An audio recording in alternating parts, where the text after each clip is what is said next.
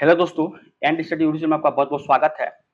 तो यहाँ पे जो नोटिस हमने पिछले क्लास में नोटिस बताए थे आरआरबी, एएलपी जो वैकेंसी के रिगार्डिंग, तो यहाँ पे आपको आप सबको बता दें कि इसके रिगार्डिंग हम यहाँ पे 30 हम सेट देखेंगे, ठीक है? तो 30 सेट है, ठीक है? ALP stage first CBT exam का जो आपका प्रीवियस ईयर का जो पेपर हुआ था, ठीक है?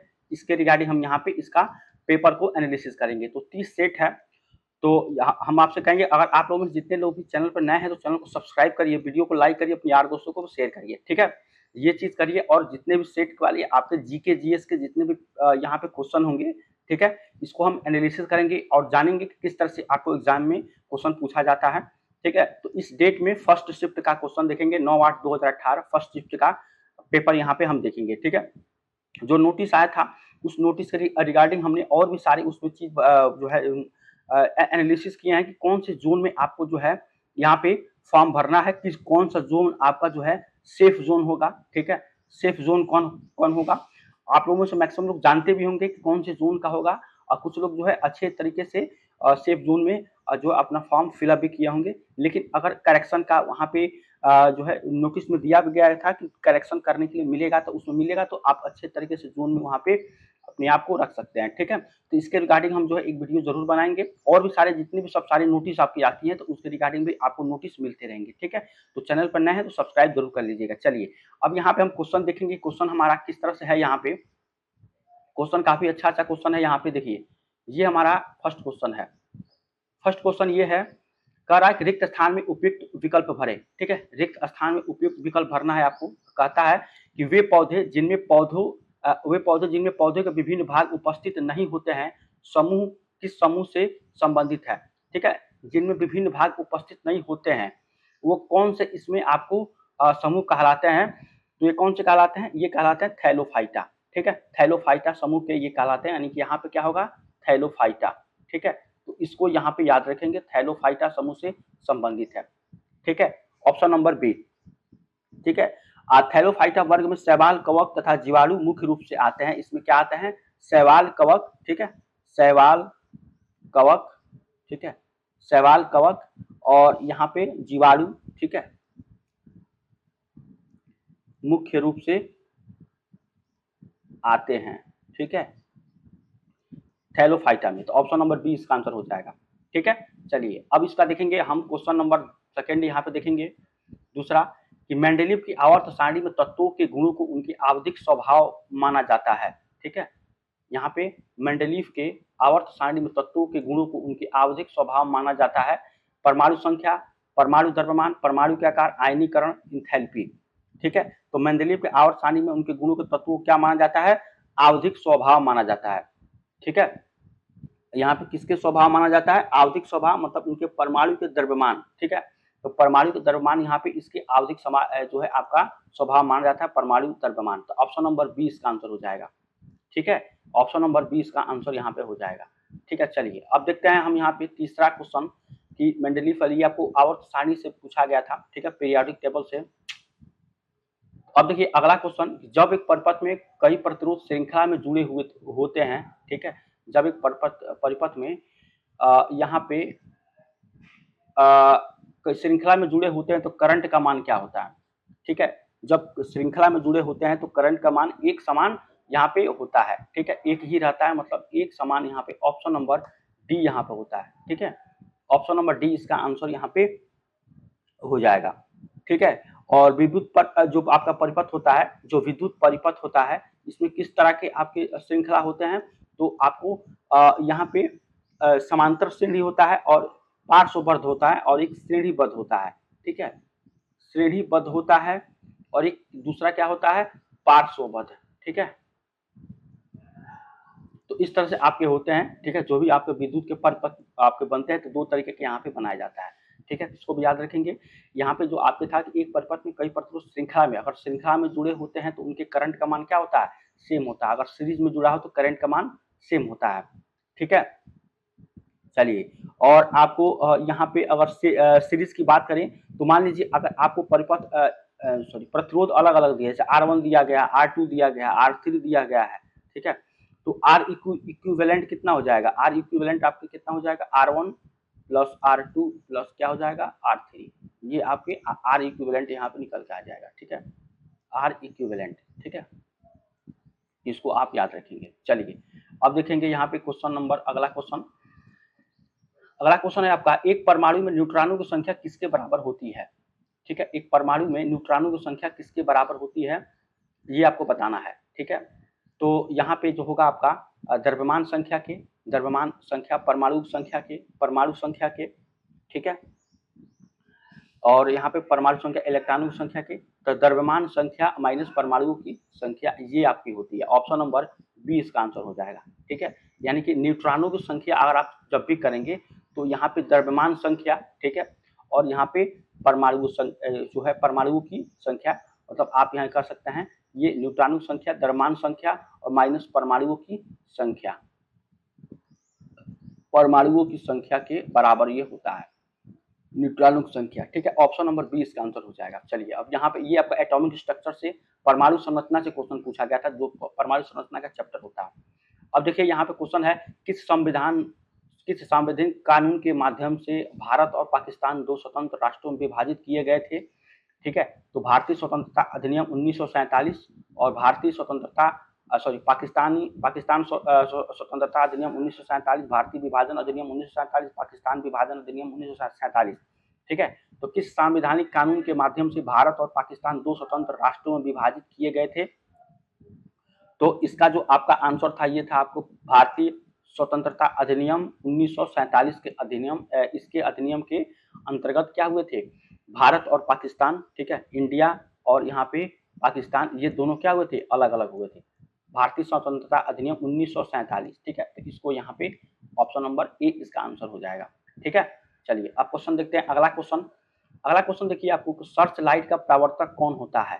ठीक है, सर्च लाइट का प्रवर्तक क्या कौन सा होता है, तो सर्च लाइट का प्रवर्तक क्या होता है, अवतल दर्पण। कई बार हम पहले भी देख चुके हैं अवतल दर्पण। यहाँ पे देखिए जीके का आपका जो जीएस का क्वेश्चन है, ठीक है, तो आपका इसमें सारे जो होंगे, अगर साइंस का भी क्वेश्चन मिलेगा, ठीक है, पॉलिटी भी होगा, हिस्ट्री आप देख ही रहे हैं, सारे यहाँ पे होगा।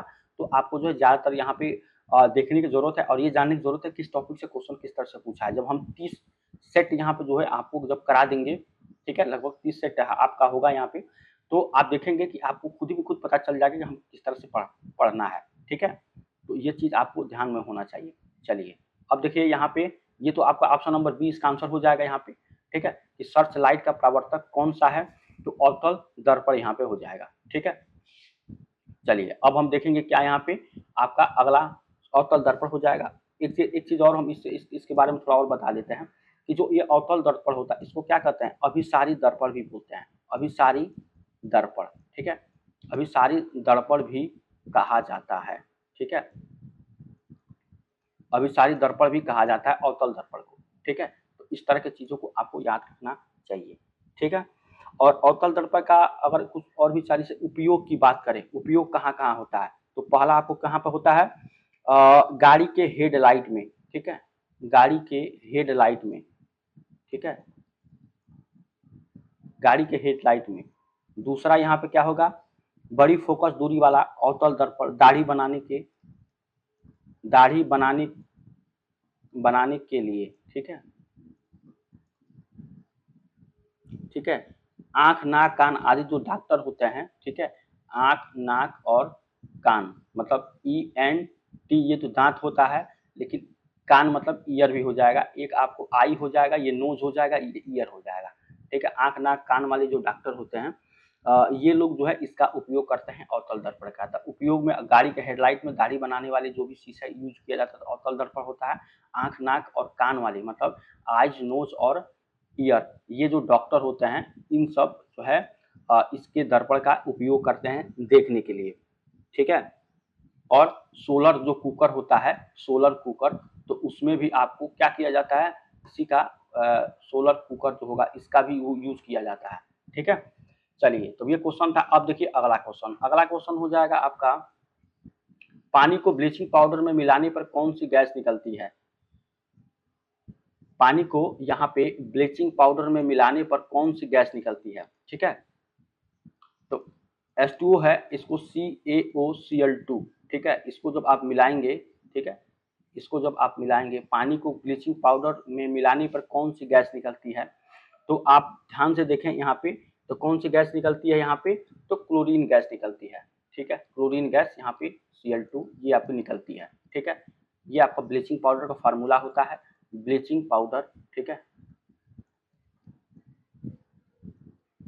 ठीक है, CaOCl2, और वाटर का फार्मूला ये होता है जल का। ठीक है, चलिए अब देखते हैं हम नेक्स्ट, यहाँ पे नेक्स्ट देखते हैं। ये देखिए कहीं सा ऑप्शन ये आपका आ गया, ये तो नहीं होगा यहाँ पे। अगला क्वेश्चन ये है कि अलैंगिक प्रजनन लैंगिक प्रजनन से भिन्न है। भिन्न है, अलैंगिक प्रजनन में क्या होता है, ये है आपको क्वेश्चन जो पूछा है कि अलैंगिक जो प्रजनन होता है अलैंगिक प्रजनन से, जो अलैंगिक प्रजनन होता है वो लैंगिक प्रजनन से भिन्न है। अलैंगिक प्रजनन में क्या होता है, ठीक है, अलैंगिक प्रजनन में क्या होता है इसको आपको बताना। प्रजनन में युग्मक पैदा होते हैं, वंश विविधताओं को दर्शाता है, नए जीव जनक माता पिता के समान होते हैं, युग्मक के केंद्रों के यहाँ पे संचालन होता है। ठीक है, तो अलैंगिक प्रजनन जो होता है लैंगिक प्रजनन से भिन्न इसलिए है कि अलैंगिक प्रजनन में जो आपके होते हैं, इसमें क्या होता है, इसमें आपका जो होगा यहाँ पे जो नए जीव जनन माता पिता के समान होते हैं। ठीक है, अलैंगिक प्रजनन में ये होगा आपका ऑप्शन। ठीक है, ऑप्शन नंबर सी। ये बायो से क्वेश्चन था, काफी अच्छा क्वेश्चन पूछा गया था। देखिए जो प्रजनन वाले जो चैप्टर होते हैं, जो टॉपिक्स होते हैं, उसको आपको पढ़ना होगा इसके हिसाब से। ठीक है, तो क्वेश्चन जितने भी सब सारे हैं तो आपको पूरा नहीं पढ़ना है। इस क्वेश्चन जहां देखिए टॉपिक है उस टॉपिक को एकदम कंठस्थ करिए, तो आप देखेंगे 50% क्वेश्चन जो है अगर पूछेगा भी तो सेम नहीं पूछेगा, लेकिन क्या करेगा इसी के इर्द गिर्द आपको पूछेगा। ठीक है, जैसे प्रजनन चैप्टर से कुछ ना कुछ पूछेगा, तो मैंने ये एज्यूम किया है कि 40 से लेकर 55% तक जो आपका जितना ये प्रीवियस ईयर का क्वेश्चन है, इस क्वेश्चन से ही इर्द गिर्द रहता है। मतलब अगर प्रजनन है तो प्रजनन से कुछ और भी सारे क्वेश्चन बनेंगे। तो मान लीजिए ये वाला इसमें लैंगिक अलैंगिक पूछा है, इसी प्रजनन से कुछ और भी सारे आपके क्वेश्चन हो सकते हैं कि किसमें मादा है कि नर है, तो वहां से क्वेश्चन पूछेगा। तो ये टॉपिक इसलिए इंपॉर्टेंट हो जाता है, और इतना जो है अगर आप देख लेते हैं तो इतना तो आपके लिए आसान हो जाएगा। बाकी थोड़ा सा और फोर्स कर देंगे 10 से 15%, तो क्या हो जाएगा आपका यहाँ पे 65 से 70% आपका क्वेश्चन एकदम सही होगा। सही का मतलब ये है कि अगर आप ट्रिक करके आते हैं तो उसमें कोई गलत होने की नहीं है। गलत जब नहीं होगा तो माइनस में नहीं जाएंगे आप। जब माइनस में जाएंगे तो आपका जो है वैसे भी आपका रैंक अच्छा आएगा। तो रैंक अच्छा आएगा तो फाइनल लिस्ट में आप मतलब है वहां पे निकल जाएंगे। ठीक है, तो जो है एक जो है विधिवत तरीके से पढ़ेंगे तो आपको ज्यादा यहाँ पे फायदा होगा। ठीक है, चलिए ये सब सारा आपका होगा। इसका हो जाएगा ऑप्शन नंबर ए। यहाँ पे अगर आप देखें ध्यान से, सॉरी सी, ये आपका आंसर हो जाएगा। ठीक है, समझ रहे हैं। चलिए अब देखते हैं हम यहाँ पे अगला क्वेश्चन। अगला क्वेश्चन है आपका उस धातु का नाम बताइए जिसे आसानी से देखिए चाकू से काटा जा सकता है। तो क्वेश्चन देखिए ध्यान से, यहाँ पे उस धातु का नाम बताइए जिसे चाकू से आसानी से काटा जा सकता है। तो इसमें क्या है आपका सोडियम। ठीक है, सोडियम को आसानी से चाकू से क्या किया जाता है, आसानी से काटा जा सकता है। ठीक है, तो इस चीज को आपको याद रखना होगा कि सोडियम को आसानी से चाकू से काटा जा सकता है। सोडियम को Na से रिप्रेजेंट करते हैं, और सोडियम को जो है 11 इसका एटॉमिक नंबर होता है, और इसका एटॉमिक वेट जो होता है वो होता है आपका 23। ठीक है, 23 होता है। और सोडियम यहाँ पे आपको पता होगा कि एक जो क्या होता है, मुलायम धातु होता है। ठीक है, मुलायम धातु होता है। ठीक है, मुलायम धातु होता है। ठीक है, पानी से हल्का होने के कारण यह पानी पर तैरने लगता है। ये क्या होता है, पानी पर तैरने लगता है। ठीक है, लगता है, पानी पर तैरने लगता है, इसको याद रखेंगे। ठीक है, चलिए तो यहाँ पे मैक्सिमम सारे यहाँ पे आपका है, लेकिन आंसर क्या हो जाएगा, सोडियम हो जाएगा। चलिए अब इसके बाद हम अगला क्वेश्चन देखते हैं। क्वेश्चन मैक्सिमम है। ठीक है, तो इसलिए हम जल्दी जल्दी देख लेते हैं। रैनबियर के नोट्स सूक्ष्म रिक्त स्थान होते हैं जो इसमें पाया जाता है। किसमें पाया जाता है ये आपको बताना है। ठीक है, रैनबियर के नोट्स जो नोट्स होते हैं, सूक्ष्म रिक्त स्थान होते हैं जो में किसमें पाया जाता है, माइलिनीकृत एक्सोन में। ठीक है, ऑस्टियोब्लेस्ट में। ठीक है, ग्रंथि कोशिकाओं में, कोन्ड्रोब्लास्ट में। ठीक है, तो ये किसमें पाए जाते हैं, तो ये आपको माइलिनीकृत एक्सोन में। ठीक है, माइलिनीकृत एक्सोन में पाए जाते हैं। ऑप्शन नंबर ए इसका आंसर हो जाएगा। ठीक है, चलिए अब क्वेश्चन देखिए यहाँ पे, इनमें से कौन सा एक सेप्रोट्रोफ। ठीक है, इनमें से कौन एक सेप्रोट्रोफ है। ठीक है, कबूतर, कुकुरमुत्ता, पुरुष और शैवाल। तो सेप्रोट्रोफ यहाँ पे इनमें से जो एक है वो क्या है आपका, कुकुरमुत्ता यहाँ पे एक सेप्रोट्रोफ हो जाएगा। ठीक है, सेप्रोटोफ आपका ये हो जाएगा। अब देखिए यहाँ पे एक चीज और समझने वाली है कि सेप्रोटोप का अर्थ क्या है, मृतोपजीवी पोषण। ये जो इसका मतलब क्या होता है, जो मृत यहाँ पे मृतोपजीवी, ठीक है, मृतोपजीवी जो आपके पोषण हो जाएंगे, इसका मतलब आपका होता है मृतोपजीवी पोषण, इसका मतलब होता है सेप्रोटोप का मतलब होता है, ठीक है। और सबसे अधिक मात्रा में प्रोटीन पाया जाता है कुकुरमुत्ता में, सबसे अधिक क्या पाया जाता है, प्रोटीन पाया जाता है, प्रोटीन पाया जाता है, ठीक है।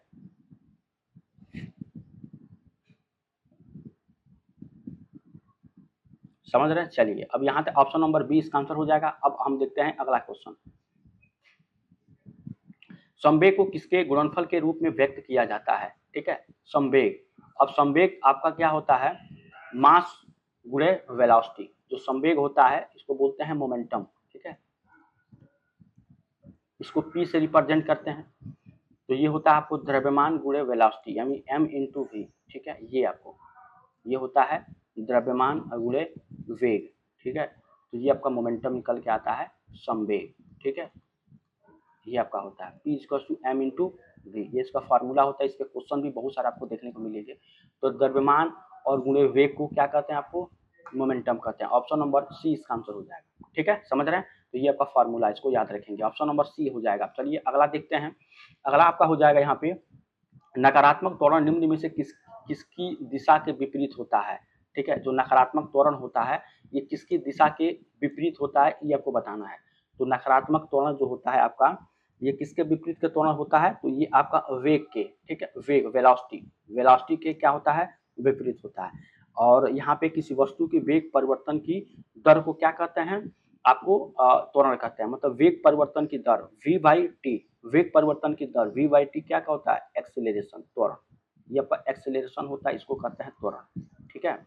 इसका मात्रक क्या होता है, अगर मात्रक की बात करें तो क्या होगा, मीटर पर सेकेंड स्क्वायर, यानी कि मीटर सेकेंड -2, ये आपका होता है, ठीक है, ये आपका यहाँ पे होता है, ठीक है। यदि वस्तु के वेग बराबर समानांतर बराबर परिवर्तन हो रहा है तो त्वरण क्या होता है, एक समान होता है, ये भी आपको तो पता ही होगा, ठीक है। और मान लीजिए यहाँ पे ऋणात्मक जो त्वरण होता है, त्वरण ऋणात्मक होता है कब होता है, यदि वेग का परिणाम समय के साथ घट रहा है, ठीक है, वेग का परिणाम क्या समय के साथ में आपको घट रहा है वेग, तो वेग का परिणाम समय के साथ साथ साथ क्या हो रहा है, बढ़ रहा है, तो त्वरण क्या होगा, धनात्मक होगा। घट रहा है तो क्या होगा, ऋणात्मक होगा, दोनों क्या होगा, ऋणात्मक, ठीक है, इसको याद रखेंगे। चलिए अब देखते हैं हम अगला क्वेश्चन। अगला क्वेश्चन देखते हैं यहाँ पे, NH4 होल ट्वाइस SO4 के एक अणु में कितने परमाणु होते हैं। NH4 होल ट्वाइस SO4 के एक अणु में कितने परमाणु होते हैं अमोनियम सल्फेट के, ठीक है। तो अमोनियम सल्फेट के एक अणु में कितने परमाणु होते हैं, NH4, ठीक है, होल ट्वाइस SO4।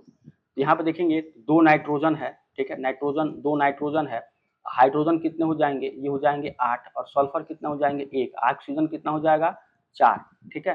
तो यहाँ पे देखेंगे तो ये हो जाएगा 10, 11 और 4 कितना हो जाएगा 15, ठीक है। तो ऑप्शन नंबर 20 का आंसर हो जाएगा। एक परमाणु एक अणु में कितने परमाणु, तो 15, ऑप्शन नंबर 20 का आंसर हो जाएगा, ठीक है, समझ रहे हैं। ऑप्शन नंबर 20 का आंसर हो जाएगा। इस तरह से आपको देखा जाता है। जैसे मान लीजिए अमोनियम सल्फेट, देखिए अगर हम आपको देते हैं पोटेशियम क्रोमेट, ठीक है, K2Cr2O7, ठीक है, तो इसका बताइए कितने इसमें परमाणु होंगे, एक अणु में कितने परमाणु होंगे। तो यहाँ पे 2 है पोटेशियम, यहाँ पे क्रोमीन कितना है 2 है, ऑक्सीजन कितना है 7 है, तो 9 2 11, इसके कितना हो जाएंगे 11 परमाणु, ठीक है। तो इस तरह से आपको देखा जाता है। जैसे मान लीजिए आपने लिया यहाँ पे केवल H2SO4, इसमें बताइए परमाणु कितने होंगे, 2 यहाँ पे, 3 यहाँ पे और 4 यहाँ पे, ठीक है। तो सॉरी 2 1 3 और 4 कितना हो जाएंगे 7 परमाणु यहाँ पे हो जाएंगे। इस तरह से देखा जाता है, काफी सिंपल होता है। बट क्या है कि ये जो ब्रैकेट वाला होता है यहाँ पे बहुत लोग जो है गड़बड़ा जाते हैं, ठीक है। तो इसको भी आप याद जाने, मतलब इसका गुणा आपको 2 में करना है, मतलब नाइट्रोजन 2, फिर इसका गुणा 4 में करेंगे तो ये आपको हाइड्रोजन 8 हो जाएगा, ठीक है। तो इस तरह से देखा जाता है। चलिए अब नेक्स्ट क्वेश्चन देखेंगे। यहाँ पे 15 इसका आंसर था। ऑक्टेट्स वर्गीकरण के न्यूलैंड्स लॉ में आपको जो है यहाँ पे जो क्वेश्चन बनेगा न्यूलैंड्स लॉ में, तो इसमें क्या होगा, आपको निम्नलिखित में से कौन सा अंतिम तत्व है, ठीक है, ये आपका बताना है। तो रेडियम है, थोरियम है, लोहा है, और आपका क्या है यहाँ पे, ये है आपका आपका रोडियम। तो रोडियम तो यहाँ पे हो जाएगा, थोरियम आपका इसका आंसर हो जाएगा। अंतिम तत्व क्या होता है, थोरियम होता है, ठीक है। तो ये आपका हो जाएगा ऑप्शन नंबर बी इसका आंसर हो जाएगा। अगला क्वेश्चन देखेंगे। अगला क्वेश्चन आपका है कि निम्नलिखित में से कौन सा अम्ल लाल चींटियों में, यहाँ पे लाल चींटियों में उपस्थित होता है। तो फार्मिक अम्ल, ठीक है, फार्मिक अम्ल किसमें उपस्थित होता है, लाल चींटियों में, ठीक है। और ये आपको याद रखना होगा। और यहाँ पे देखेंगे जो मैलिक अम्ल है ये किसमें पाया जाता है, सेब में। लाल चींटियों में क्या होता है, फार्मिक अम्ल होता है, ठीक है। और सेब में क्या पाया जाता है, मैलिक अम्ल, ये सेब में पाया जाता है, ठीक है। और एक चीज और है कि ऑक्सैलिक अम्ल प्रयुक्त किया जाता है, किसमें, ऑक्सैलिक अम्ल। यहाँ पे ये जो कपड़े के जो आपके दाग होते हैं, ठीक है, जो कपड़े से जंग के धब्बे हटाने में, ठीक है, जंग के धब्बे हटाने में इसको यूज किया जाता है ऑक्सैलिक अम्ल का, ठीक है, कपड़े से, इसको याद रखेंगे, ठीक है, ये हो जाएगा। तो ये सब सारे आपके चीजें हैं जो कि आपको जानना चाहिए, ठीक है। चलिए अब देखते हैं यहाँ पे अगला क्वेश्चन। अगला क्वेश्चन आपका है पीर पंजाल रेलवे सुरंग में किस सुरंग में स्थित है। पीर पंजाल यहाँ पे हिमाचल प्रदेश, उत्तराखंड, सिक्किम, जम्मू कश्मीर। तो पीर पंजाल जो होगा ये कहाँ पे स्थित है, तो ये होगा आपको जम्मू कश्मीर, ठीक है, जम्मू कश्मीर में आपका उपस्थित है, ठीक है। तो पीर पंजाल जो है आपका जो एक तरह का जो रेलवे सुरंग है ये आपका इसमें स्थित है, दर्रा है, ठीक है। तो जम्मू कश्मीर में कई सारे आपके दर्रे पाए जाते हैं, ये भी सारी चीज में आपको जानेंगे, ठीक है। लेकिन यहाँ पर आपको पूछा गया था पीर पंजाल रेलवे सुरंग कहाँ पाया जाता है, तो option number D Jammu Kashmir में पाया जाता है, ठीक है। मतलब वहां पे आपका है जो आपका जो यहाँ पे सुरंग है, ठीक है। अब देखिए प्रतिरोध का एसआई इकाई क्या है, प्रतिरोध, ठीक है, तो इसका होता है ओम, ठीक है, ओम होता है प्रतिरोध को, इसको इस तरह से रिप्रेजेंट करते हैं ओम को, ठीक है, प्रतिरोध का एसआई इकाई। तो इसको यहाँ पे याद रखिए, इसका एसआई इकाई ओम होता है, ठीक है। और अगर मान लीजिए यहाँ पे जो कूलाम्ब होता है, ये कूलाम्ब किसका है, ये है आपका विद्युत आवेश का, ठीक है, ये होता है विद्युत आवेश का, यहाँ पे ये मात्रक होता है विद्युत आवेश, ठीक है, कूलाम्ब होता है। जूल किसका होता है, जूल, तो जो जूल होता है ये सॉरी ये होता है आपका उष्मा का, उष्मा का जो मात्रक होता है ये जूल होता है। ओम आपको पता ही होगा ये प्रतिरोध का होता है, प्रतिरोध, ठीक है। और एक न्यूटन होता है, तो न्यूटन किसका होता है, न्यूटन होता है बल का, बल का मात्रक, ठीक है, बल का मात्रक होता है न्यूटन। तो ये भी आपको याद रखना होगा, ठीक है, बल का मात्रक न्यूटन, प्रतिरोध का मात्रक ओम, और उष्मा का मात्रक जूल, और विद्युत आवेश का मात्रक क्या होता है, कूलम। तो ये सब सारी चीजें आपको याद होनी चाहिए। चलिए अब देखते हैं अगला क्वेश्चन। अगला क्वेश्चन आपका एक उत्तल दर्पण जिसकी फोकल लंबाई एफ वायु में है और एक द्रव 4.4/3 म्यू जो होगा, ठीक है, डुबोया जाता है, तो द्रव का फोकस लंबाई क्या होगा, ठीक है। अब यहाँ पे जो आपका फोकस लंबाई जो हो जाएगी ये कितनी हो जाएगी, एफ के बराबर, ठीक है, एफ के बराबर ये हो जाएगा। अब इसका जो फार्मूला होता है ये होता है एफ एल, ठीक है, म्यू एल, ठीक है, म्यू एल म्यू जी मतलब लिक्विड मतलब जो जल है, और यहाँ पे जो ग्लास और माइनस का 1 बाई अपान ये होता है mu G minus mu L, ठीक है, और इंटू एफ ए। इस फॉर्मूले पे इसको जब सॉल्व करेंगे तो आपको एफ के बराबर निकल के आ जाएगा, ठीक है। और यहाँ पे जो आपका म्यू का वैल्यू है 4/3 यहाँ पे रखेंगे तो एफ यहाँ पे निकल के आएगा, ठीक है।